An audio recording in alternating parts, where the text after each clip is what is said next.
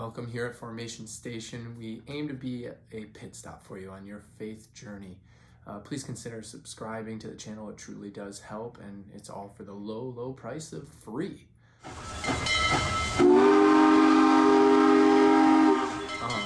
So can I have an experience of God?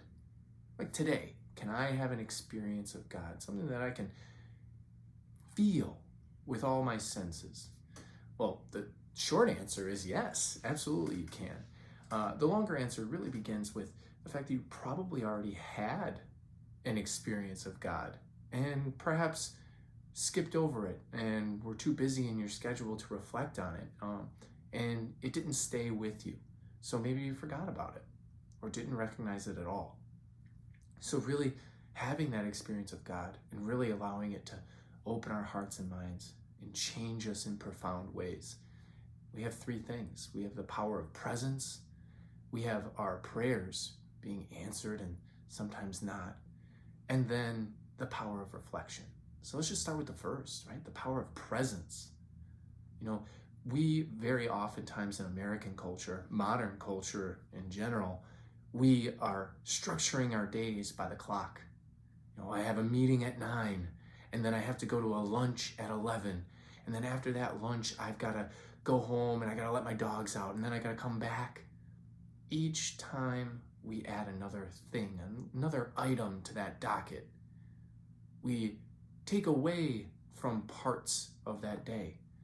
We stop being present because we're more focused on going to the next thing. Now, that's not to say we shouldn't have schedules and calendars. Those things are very helpful. And in some ways, they're very helpful for us to help more people, to love more. But that does take away at times from us being present in that moment. I mean, just think about your own life. How many times in the last day, the last week, the last month, have you had a conversation with a person and in the midst of that conversation started thinking about a place you were going to go next or a thing you were going to do after talking to them, rather than truly just listening to them, being present with them?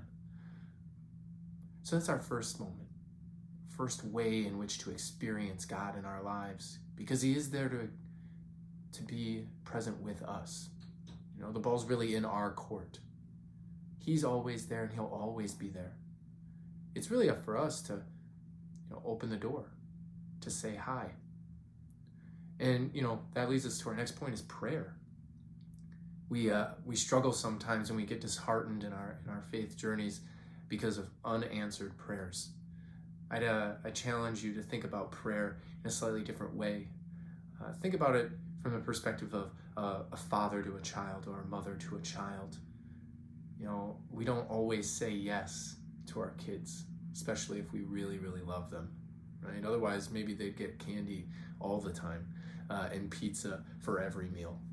But we know that's not good for them. That's not what's best for them, rather.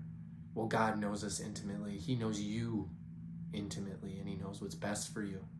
So even though you, in your prayer life, might ask and pray for something very strongly with your whole heart, you might even really, really think that it's a good thing and it's going to help others. Part of our job in trusting in God is trusting that he knows better than we ever will. So sometimes the best prayer is an unanswered one. Trust in God and trust that his answer to your prayer, even if it's a no, is the one that's best for you and those in your life. And then lastly, the power of reflection. We need to reflect on the moments in our life, the experiences we have in our life. Even if it's just to grow, to better our own self. It's oftentimes thrown around that regret is something that we shouldn't have. Live with no regrets is a common phrase, common saying.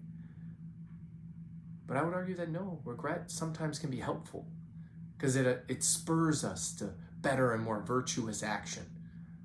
If you have some regrets, that means that you're being reflective. You're thinking about your life and being humble enough to admit that sometimes we don't always make the right choice. To have no regrets is in essence prideful to say that, I did everything right. When we know that's not true. Life's hard. Sometimes we make bad decisions. And that's okay. God's there for us. So reflect. So we want to have the power of presence. We want to be present to every moment in our life in a radical way. We want to listen to our prayers, whether or not they're answered or unanswered, and trust in the fact that God has the right answer for us. And then lastly, we want to reflect on each and every day. So what's a practical way we can do this? So as you leave your pit stop here with Formation Station, I give you a challenge, a 24-hour challenge. Be radically present for 24 hours. Set aside the clock. Set aside your plans for that day. And every person you come across, don't worry about where you're going to next because you don't have a plan. You're not going to be late. You're not worried about the clock. You're worried about that person in front of you. What do they have to tell you? What is important to them that they want you, not anyone else in the world, but you specifically to hear? Because God uses each and every one of us to reach out. He talks to you through other people. And he talks to other people through you. And then at the end of that day, all the places you've gone, all the people you've talked to, reflect. It'll only take them 1 minute, 2 minutes tops. And write them down. What are the names of all those people and places I saw and spoke to on that day? And then, what did I notice about those conversations? What did those people say to me that was so important? And when I went to that place, when I went on that hike, or I went to that park, what sights did I see? What smells did I smell? What did I feel with my skin? What did I hear with my ears? God gave us these 5 senses, not just so that we could live a life, but so that we could experience Him in a tangible way, to have an experience of Him in this physical world. Thank you, and God bless.